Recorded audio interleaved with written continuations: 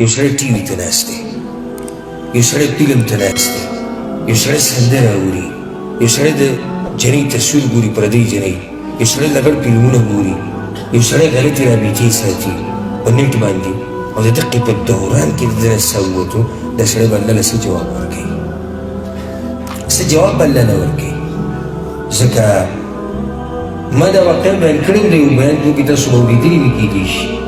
یو عالم دا واقع بیانوله د یو کس چې ما پېژندو، وایي هغه راته خبره کوله د خپل یو کشر چې هغه کور کې مونږ کتو، نه و کمره کې هم نه و، په بورچګانه کې هم نه و، منډو کې هم نه و، مور ورته هم اواز کوه، ورته هم اواز کوه، ځوان هلک راشه کوم ځای کې.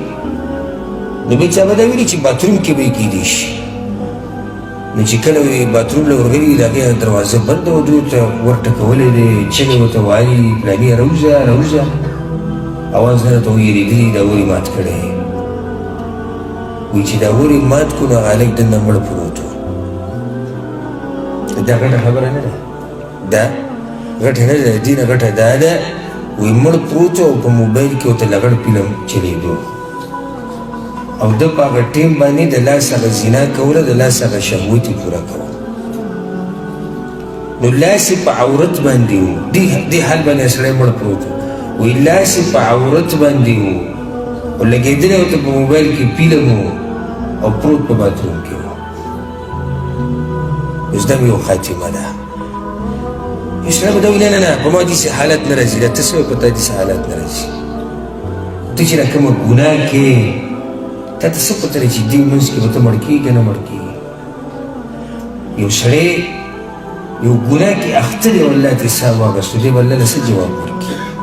که یو سړی د الله بندګي کوي او مړ شي، الله نن سبا ډېر خلک به د فیسبوک او یوټیوب او واټساپ کې د جنکو لغړ تصویران ګوري او فحش فلمونه ګوري، سندرې او ټنګ ټکور او د پردو زنانو تصویران، او هېڅ پروا یې نه وي، ذره برابر د ده زړه نه رپي چې ما یو حرام کار وکړو، ما الله ناراضه کړو، ما د الله بېادبي وکړه، د سره څه پروا یې نه وي.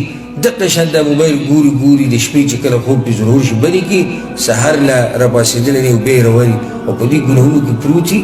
ورب الکعبه که څه پروا یي چې زما نه څه ګناه وشوه، یا ما پردۍ ښځې ته وکتو، یا ما فحش تصویران وکتو، یا دا زور به زما نه وځي. ځکه دا خبره یاده ساتئ، ګورئ دا راته ذکر کومه، ټول دې ته غوږ کولاو کوي.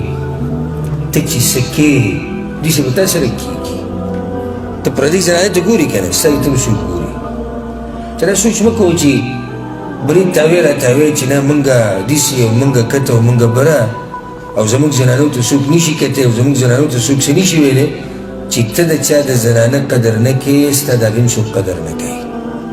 ځکه علما دا خبره بیانوي، وایي کوم سړی چې زنا وکړي په ده باندې قرض پاتې شو، او دا زنا که دی وایي چې زما په کور کې خو څوک جنۍ نشته چې څوک ورسره زنا وکړي، نو څنګه به دا قرض ما نه خلک اخلي؟ وایي ستا د دې دیوال نه به دا قرض واخلي، ستا د دې کور د دیوال پورې به څوک چې دی ځان راکاږي، او دا به یو قسمه زنا ستا د دې کور سره وکړي، خو دا قرض به درنه اخلي، دا نه پاتې کېږي.